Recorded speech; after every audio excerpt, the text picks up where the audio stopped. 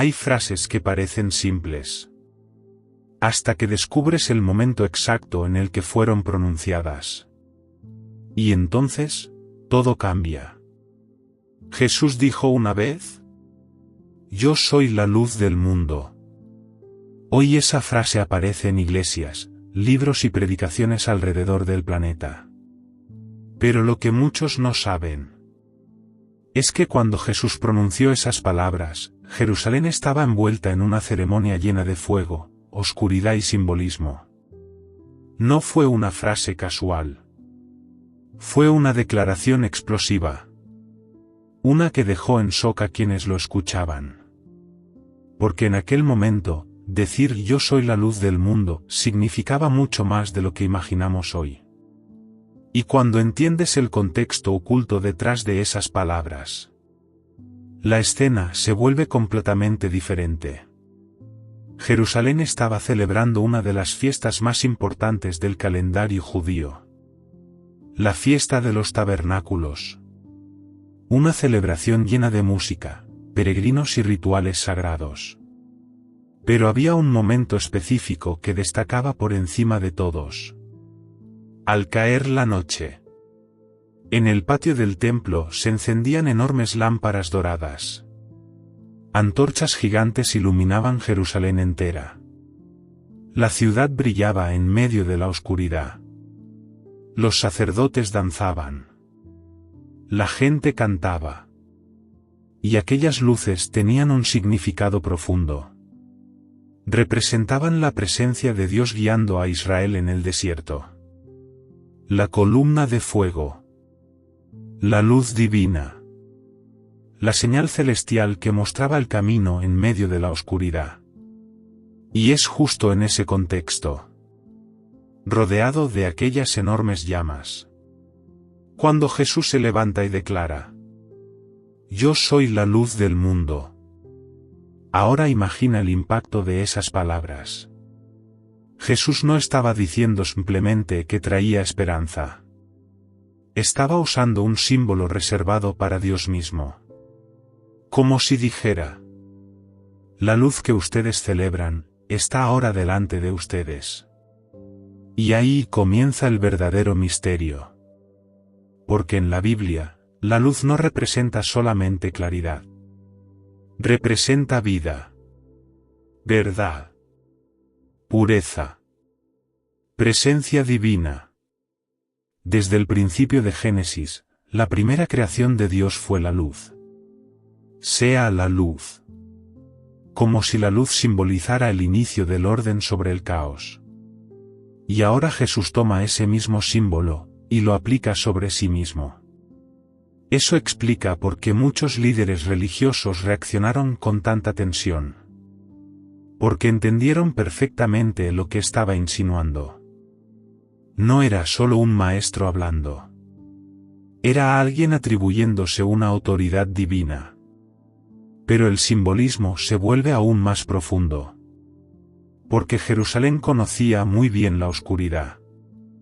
No solo la oscuridad física, sino la espiritual. Roma dominaba la ciudad. La corrupción crecía.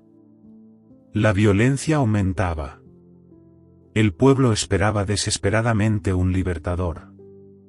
Y en medio de aquella tensión, Jesús habla de luz.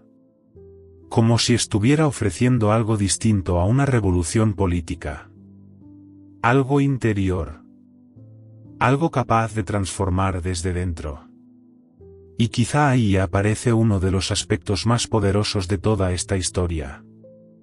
La luz no pelea contra la oscuridad.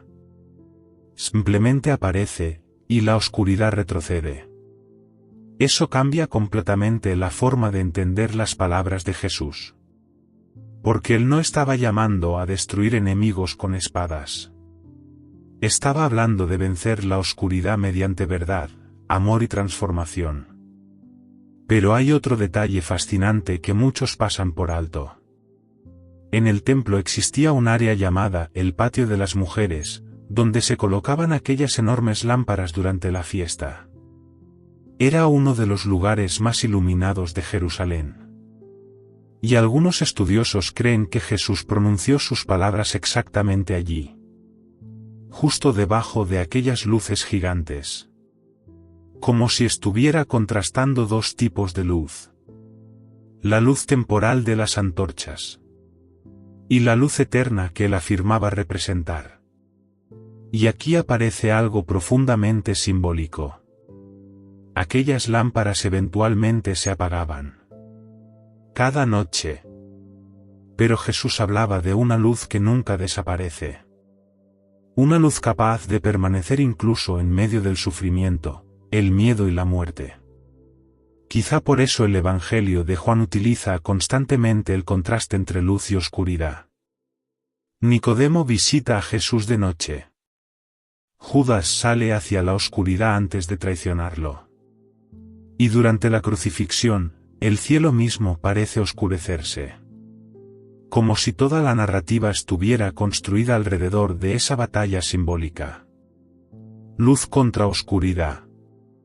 Verdad contra engaño. Vida contra muerte. Pero entonces surge una pregunta incómoda. Si la luz estaba delante de ellos, ¿por qué tantos no pudieron verla?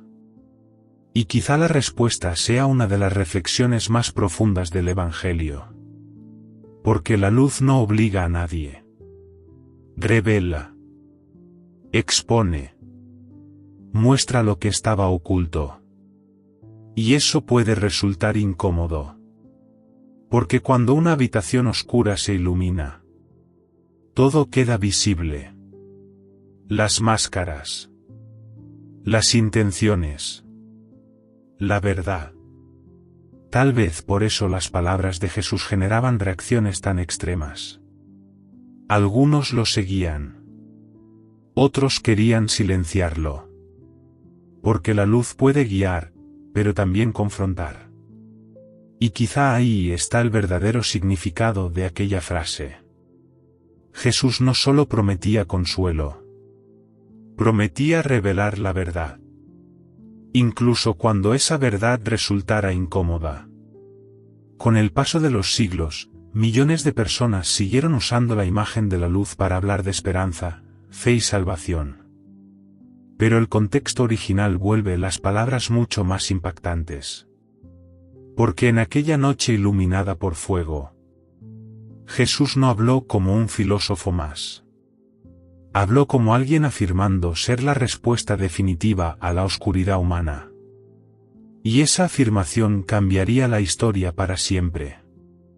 Tal vez por eso, 2000 años después, la imagen de la luz sigue siendo una de las más poderosas de toda la humanidad. Porque incluso hoy, las personas siguen buscando algo que ilumine el miedo, la incertidumbre y el vacío. Y aquella noche en Jerusalén, en medio de antorchas, sombras y tensión, un hombre se levantó y dijo: Yo soy la luz del mundo. Y desde entonces, la oscuridad nunca volvió a verse igual.